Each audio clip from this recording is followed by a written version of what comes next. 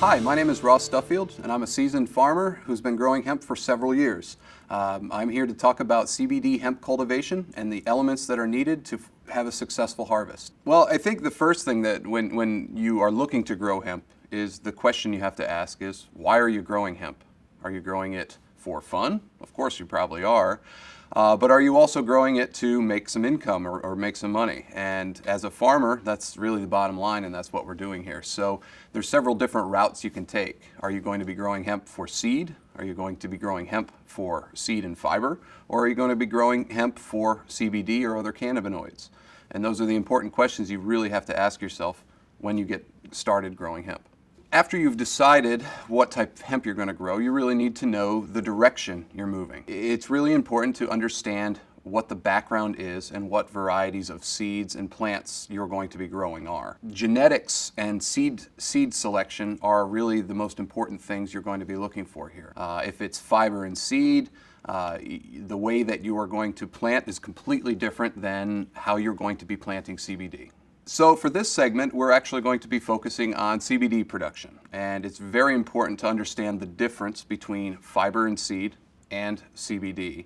Not that you can not harness or harvest CBD from each crop, but each plant and each farming system will have its benefits and its strategies that will maximize their production. So why CBD hemp? Well, right now, CBD is a very marketable product. There is processing available in the United States, and we've just entered a period where farmers can grow CBD basically legally in their state if they've had approval. Most CBD and the style in which we grow it is done in black plastic. This is for several reasons. One, it allows you to manage your fertility. It also allows you to manage your water. And it also allows you to manage weeds. The way that I recommend folks to grow CBD and grow hemp in this manner is to do it organically, without synthetic pesticides or without synthetic fertilizers. So it's really important to understand what the problems and the challenges are prior to getting into your farming strategy.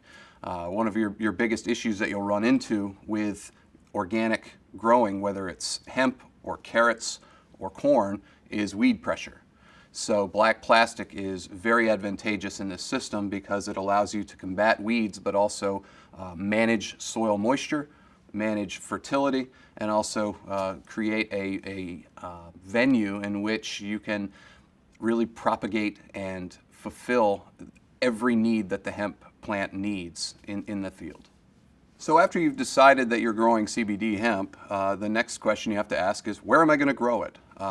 So you have to pick a field and pick a site that you're going to use that is, the proper soil moisture, soil content, fertility, and all those elements put together that you can grow your hemp successfully. So it's very important to choose a field that is well drained and has soil that's workable, that does not have too many rocks. Rocks can be a problem laying plastic because they'll poke through the plastic as you're forming your beds. It's very important to have a good idea of what your land has to offer. My first recommendation after you've chosen your field is to take a soil test. You need to test your soil to look at what its present state is. What is the pH of the soil? Is it low 5s or is it ideally in the mid 6s for hemp? The other thing you need to also look at is what is the nutrient profile of the soil immediately when you're taking that test. This is all baseline data that's very important because if you do not know this, you could actually overfeed your plant or underfeed your plants. So having that real baseline data on knowing what your soil has to offer will allow you to make decisions and smart decisions at that later on as you're actually growing the crop. Outdoor production is very successful with hemp and actually can be used all over the country, whether it's in South Texas or even in Vermont and anywhere in between. Hemp is a very rich plant, and it really is vigorous, and it will grow just about anywhere. Other qualities and things you need to look for when you choose your site are where is the field located? Is it secure? A lot of times hemp is going to draw a crowd because it does look like you're growing pot out in the field. So it's important to have a bit of a security and privacy around your hemp field. It also helps if you have a more southern exposed face to the field, so you have really consistent sunshine that's going to really promote vigorous growth for your hemp crop. Well-drained soils, and I think it's also really important to have a field that is accessible for your equipment. Whether it's a 1 acre or a 100-acre field, you really have to take into account what Mother Nature and what your geography really is providing you, and work with it as opposed to against it. So after you've chosen your field, the next thing is field preparation. And what I recommend is vertical tillage. And what I mean by vertical tillage is you're going to need to plow that field to get the soil prepared to actually cultivate your crop. There are farmers out there that will use pre-emergent herbicide and burn down techniques, but my best practices approach really avoids that. I think that if you're putting pesticides or herbicides on the ground, this crop it's very aggressive, and its roots will pick up just about anything that's in the soil. So if you're looking to have a very pure cannabinoid crop after the end of the season, you don't necessarily want it to be tainted with chemical residue or anything like that. So vertical tillage is very important. It's also important to prep your field so that you have workable soil. There's several different ways you could do this. You could use a moldboard plow and basically invert and flip the soil over. If it's sod, this is really the only recommendation that I can really offer at this point, because sod will take several weeks, actually, sometimes to break down and make it so that you can work the soil easily. If you're going into a field that has been in stubble, say corn stubble, soybean stubble, maybe even wheat stubble, you would probably get away with either a heavy disc or a chisel plow that would then just break up the soil, make it workable, and reduce the need to go really deep with your tillage. So it's, there's several different ways you can do this. Most farmers out there that have been farming and have been tilling will have these tools available. So this shouldn't be a huge change for your farming operation. So the next thing I'd like to talk about is fertility. What are we going to feed your hemp crop as you get to going into your field? Some of this fertility can be applied prior to planting, and then some of it can be applied after planting. Ideally, you're going to need a mix of nitrogen, potassium, and phosphorus. So NPK, if you will. So ideally, hemp is going to be looking for anywhere from 120 to 140 pounds of nitrogen per acre throughout the season. For phosphorus, it's not terribly important, but it is important to know what your phosphorus levels are when you take your soil test. Phosphorus is typically going to be around 80 pounds per acre over the growing season. It's also very important that you know when to have potassium available to the plant.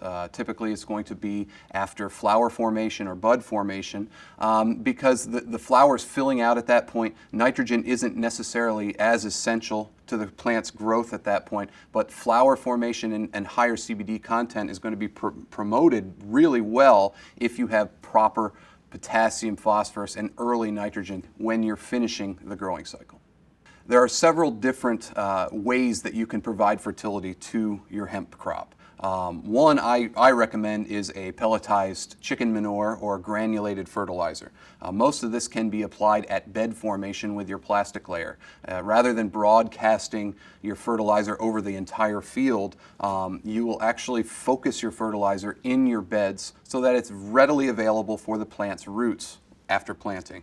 So again, there's several different strategies that you can use here to make this work. The other thing to take into account is that you are going to be using drip tape and plastic. So you also have the option to what's called fertigate, which is basically sending liquid fertilizer through the drip tape that is available to the plant pretty much any time you irrigate. It really is an assessment that the farmer needs to make in the field, and really has to be vigilant about observing their plants, typically daily or at least every couple days during the week, to take a look at your plants, know what they're needing, and then be prepared with your fertility regimen. So you can add liquidized kelp. There's all sorts of different fish emulsions and that are liquidized that you can actually put into your water supply fertigate the plant, and then feed it through its root system through the water. At that point, typically you're going to do this for about the last third of the growing cycle, so the last 3 to 4 weeks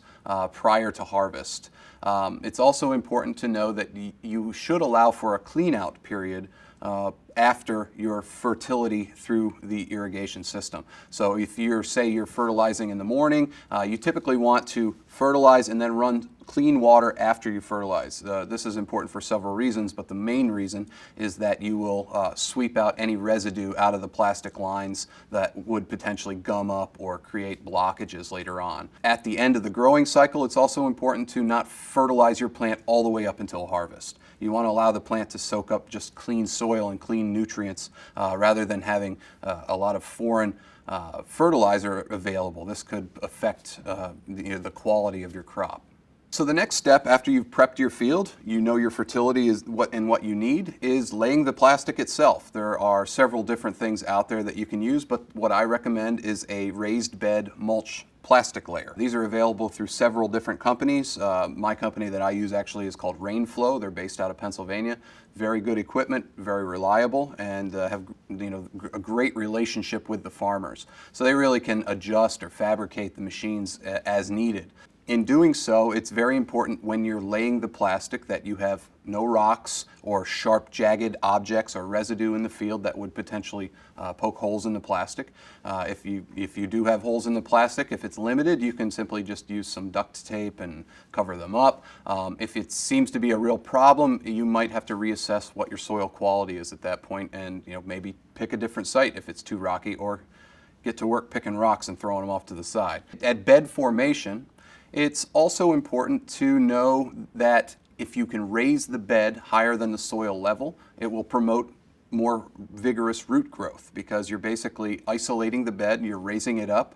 Anywhere from 4 to 8 inches is ideal, and this will do two things. One, it'll allow the bed to have a warmer soil temperature, which will really promote your plant and help it really grow fast and quickly, and allow those roots to take off, which are really the most important thing in early growth.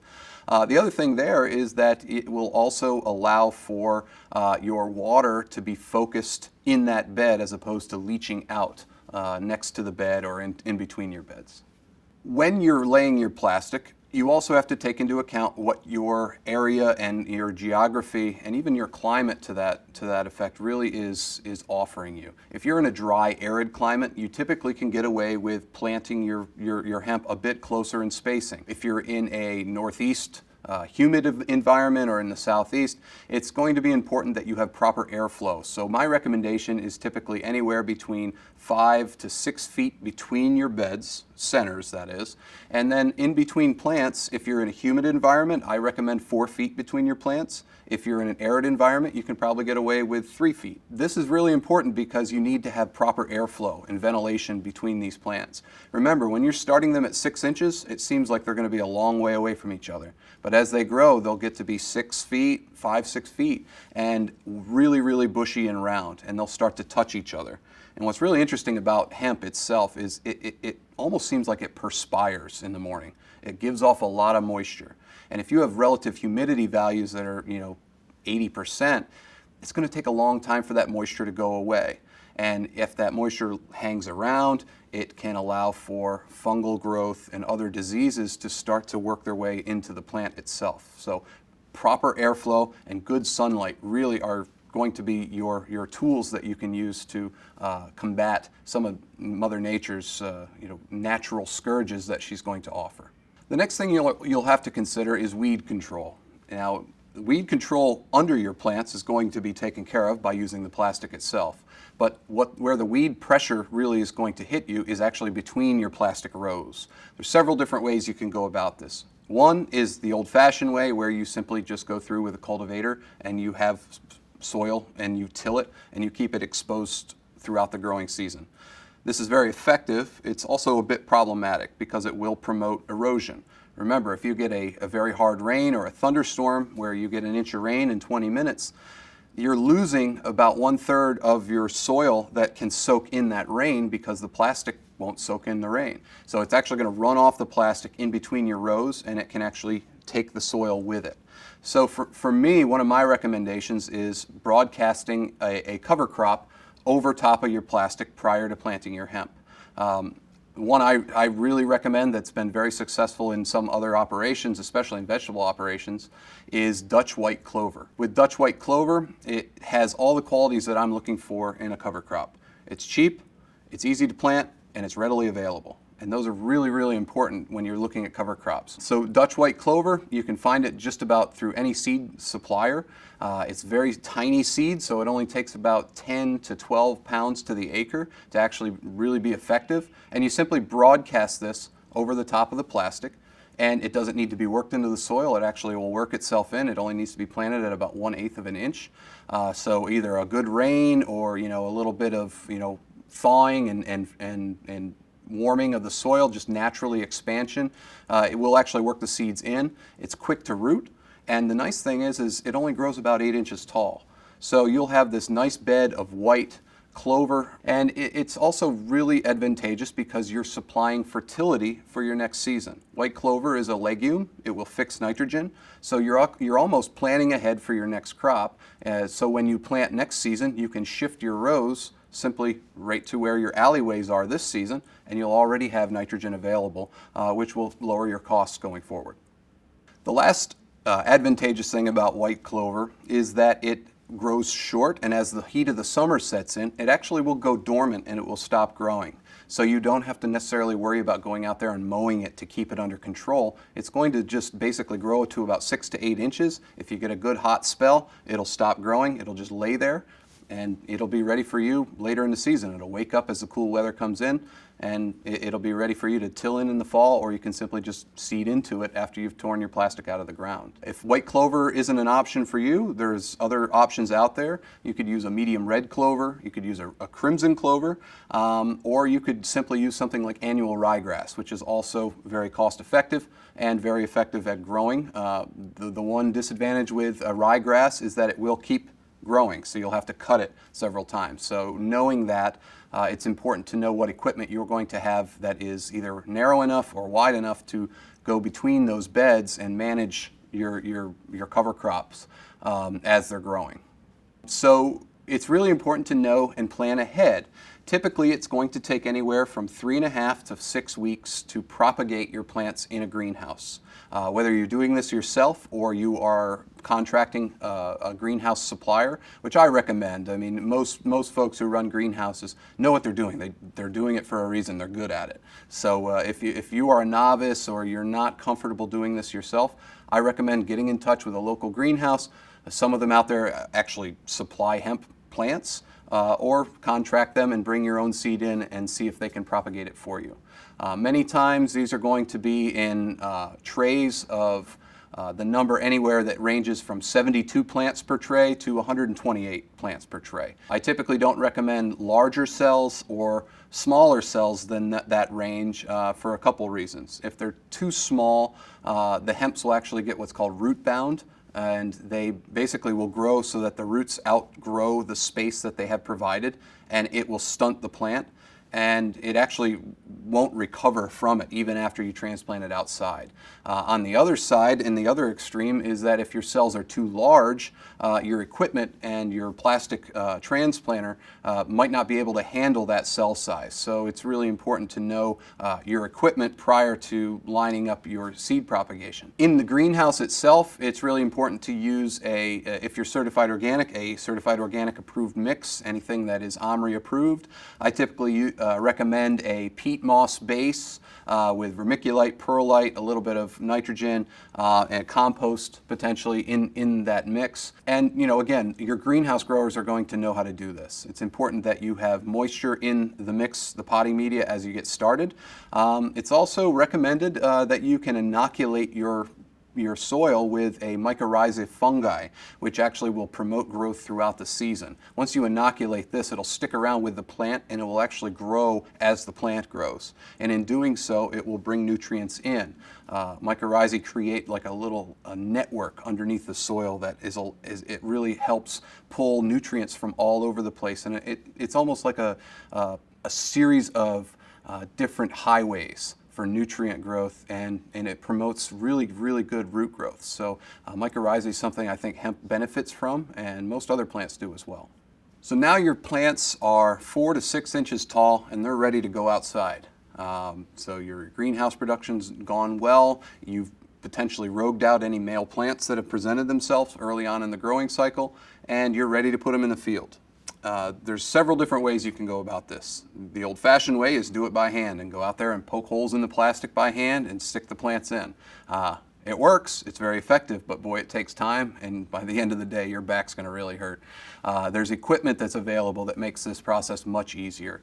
A water wheel transplanter or another mechanical type of transplanter are a great option for this. Most of the time when you buy a plastic bed mulch layer, you're going to buy a transplanter to go along with it. And the nice thing here is that they will have the same footprint. So when you drive and lay your rows in with your tractor, when you come back to plant your hemp, your tractor is going to follow those same tire tracks. So it's very systematic, everything's set up, and it's standardized. As you approach the plastic and you start to move the wheel, it will actually puncture a hole in the plastic itself. And it has a water tank available that you can put fertilizer in. So you can give the plant a little juice as you poke the holes in, and you ride on the back of the machine, actually, on a little seat, and you pull the plants out of your trays and you basically plug them in to the holes that were created in the plastic and firm them in. And as you're doing this, you're moving the whole time. You can typically do this at about a half a mile per hour, which seems pretty slow, but when you're on the back of the machine, it's hard to keep up. With hemp, you're planting anywhere from 3 to 4 feet apart.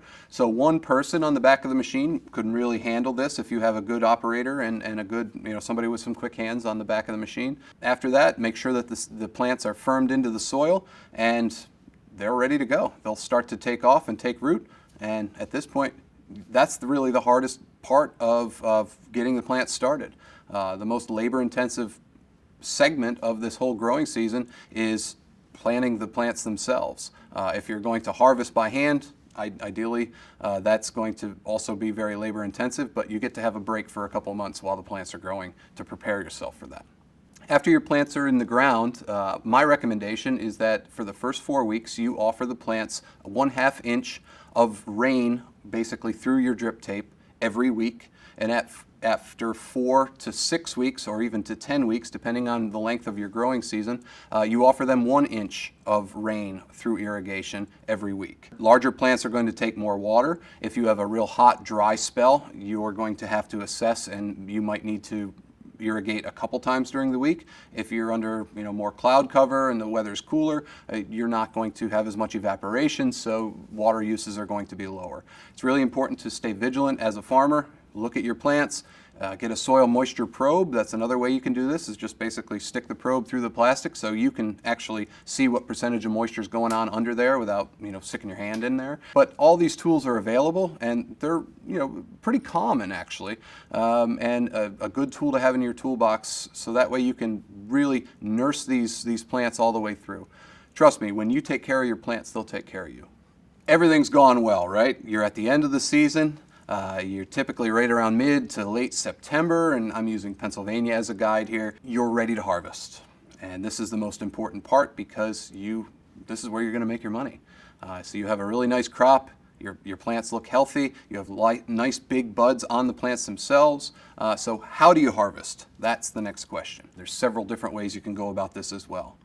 The old-fashioned way is treat it like tobacco. You cut the plant itself, you take it somewhere, you hang it, and you have good airflow, and you allow it to dry by hanging, and then you harvest the buds after it's been dried. Very, very effective way to do this. The problem with this is that the plants become very brittle after they're dried. And when you handle them, or you overhandle them, you actually can dislodge the CBD that's on the plants themselves. If they get shaken or they get jostled, the trichomes will actually fall off the plant, and you might see a pile of dust underneath your plants. Well, that's not dust. That's your CBD. It's laying on the floor. So it's really important to know your strategy if you're going to be dry harvesting. The other option is you can wet harvest. So you can go in the field, you can chop the whole plant, just like you did when you did it dry, except for this time you're going to strip the flower and the buds off the plant immediately rather than hanging it to dry. This is a very labor-intensive way to do it.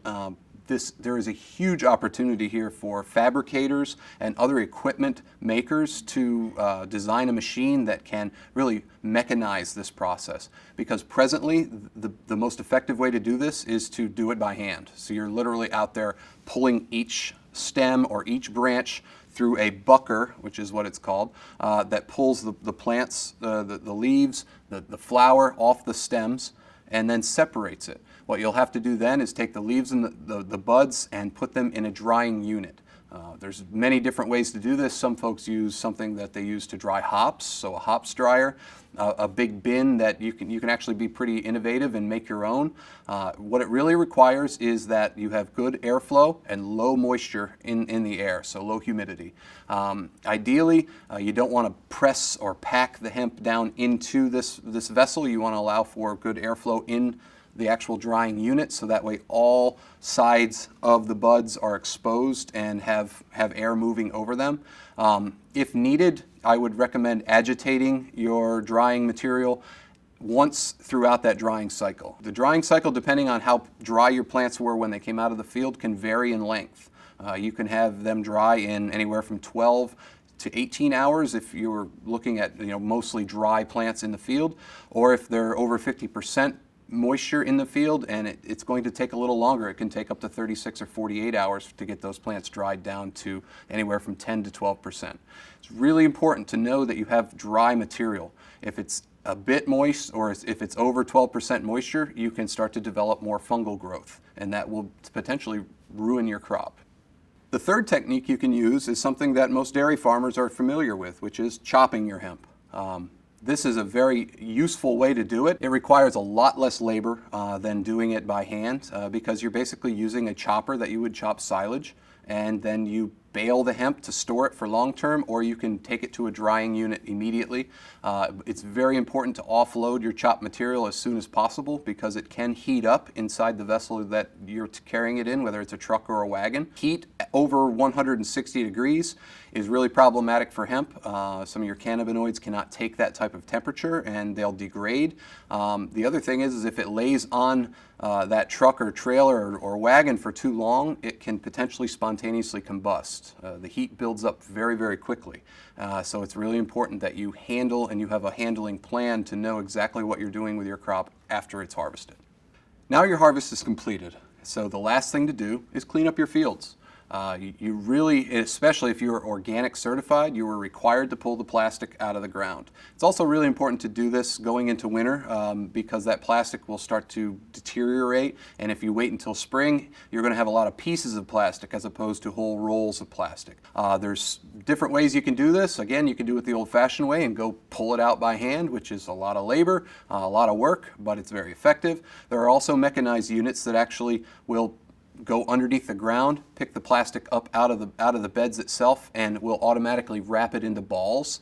And that way, at the end of the field, you just take that roll of plastic and throw it on the ground. And when you're finished with the day, you go through with a wagon, you pick all that plastic up. And many places are able to actually recycle this plastic. So I recommend reaching out to your ag service agent around your area, or even a recycling center, and see if this is possible.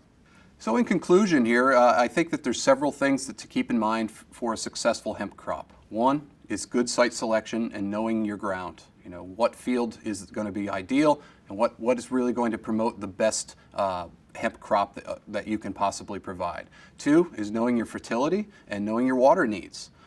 Hemp requires both. It requires a bit of both. It's a hungry plant, and the more you feed it, the more it'll eat. But it also is a very thirsty plant, so it needs a lot of water. And as it grows large, it's going to need more water. So knowing what your average rainfall is, or having a system available that you can give it the water it needs is very important. The last and most important to have a successful harvest and be profitable is harvesting itself and handling the crop after harvest. Knowing what your strategy is if you're doing it dry or you're doing it wet, to know how to handle the crop, where it's going, and what your buyer is actually looking for. So these, I think, are really the most important things to keep in mind to have a really successful hemp growing season. I hope you've enjoyed this segment on hemp cultivation for CBD production, and enjoy more content brought to you by the National Hemp Association.